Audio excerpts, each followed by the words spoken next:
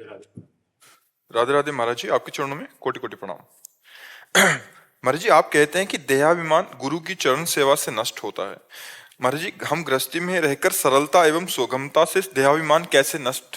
जो नाम है, मंत्र है, गुरु का दिया हुआ, उसी का निरंतर रटन करने से जब हम बार बार नाम रटते हैं, जैसे दो लकड़ियों के घर्षण से अग्नि पैदा हो जाती है। किसका प्रश्न है? हाँ, ऐसे ही निरंतर नाम जिह्वा से रटने से ज्ञानाग्नि प्रकाशित होती है। अज्ञान के कारण ही तो अहंकार होता है। जहाँ ज्ञान हुआ तो अहंकार का नाश हो जाता है। अज्ञान तिमिरांधस्य ज्ञानांजन शलाकया चक्षुरुन्मीलितमेन तस्मै श्री गुरुवे नमः।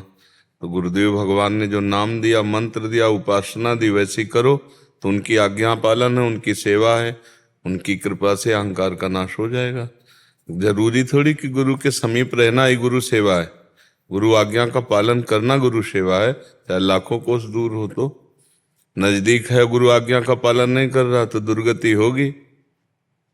दूर है, गुरु आज्ञा का पालन कर रहा, सदगति होगी। आज्ञा पालन से आज्ञा समन सुसाहिब सेवा, आज्ञा का पालन करना ही साहब की सबसे बड़ी सेवा है। समझ पाए आप? हाँ, तो नाम जप करो और जो संतों के उपदेश हैं उसके अनुसार चलो। जीवन को संतों के उपदेश के अनुसार बना लो, अहंकार नष्ट हो जाएगा। अहंकार अज्ञान है और कुछ थोड़ी है। अज्ञान के कारण कर्ता भाव रहता है, देहाभिमान रहता है। ज्ञान प्रकाशित हुआ, सब शांत हो जाएगा, सब शांत हो जाएगा।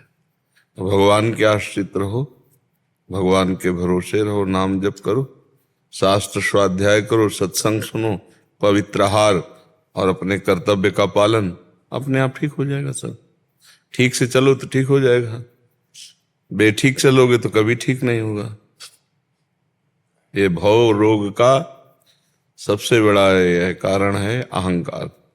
संसति मूल शूल प्रद नाना, सकल शोक दायक अभिमाना।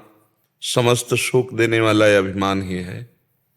भगवान कृपा करें, अभिमान नष्ट हो जाए तो अभी आनंद की अनुभूति होने लगे। हृदय में ही आनंद सिंधु भगवान है, अहंकार का पर्दा लगा है केवल।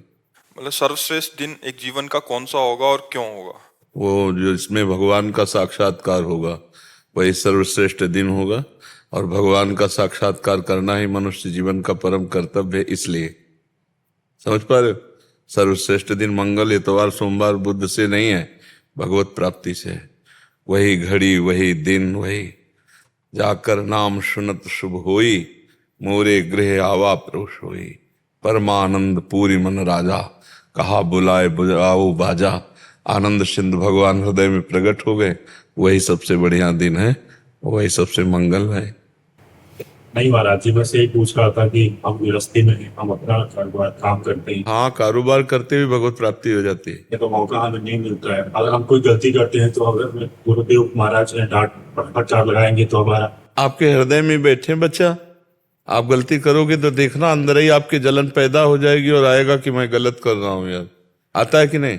तो बस मान लो, अगर इतनी दूर की बात मान लोगे तो नजदीक पहुंचा जाओगे। तुम्हारे हृदय में ही गुरुदेव बैठे हुए हैं। शरीर तो शरीर के पास रहने पर भी दूरी ही है, हृदय में ही गुरुदेव बैठे हुए हैं। आप जहां गलत करना चाहोगे वहीं डांट लग जाएगी, ए गलत कर रहे हो, इससे तुम्हारी हानि हो जाएगी। आता है ना हृदय में। तो कुछ गलती हो जाती है, ग्लानि होती है। गलती के पहले उपदेश होता है, आप ध्यान से देना। जब कोई गलती होने वाली होगी उसके पहले उपदेश हो, एक गलत है, होश में। बस मान लो बात, शुरू से हम कह रहे हैं, मान लो बात, सब काम हो जाएगा। गृहस्थी और विरक्ति का कोई भेद नहीं है।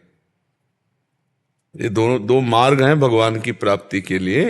एक विरक्त भेष रख कर के संसार का त्यागी बनकर चलना, एक संसार में रहकर संसार का रागी बन करके भगवान का अनुरागी बनना।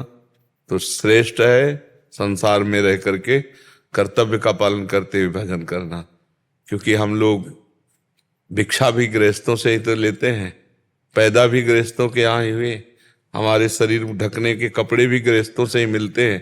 तो गृहस्थ धर्म सबसे बड़ा है, जो विरक्त का पोषण करते हुए, जो विरक्त भजन कर रहा है वैसे ही वो भी भजन कर रहा है अंदर ही अंदर, पर वो कर्तव्य पालन करते हुए, अतिथि साधु समाज सबका सेवन करते हुए महान तो हुआ ही ना। तो इसलिए ऐसा मत सोचो कि गृहस्थ धर्म में रहकर भजन नहीं हो सकता। गृहस्थ धर्म सबसे बड़ा धर्म है। सब धर्मों का, सब आश्रमों का पोषण गृहस्थ धर्म से होता है। चाहे वानप्रस्थ हो, चाहे ब्रह्मचर्य हो, चाहे सन्यास हो, सबका पोषण करता है और स्वयं भजन करता है।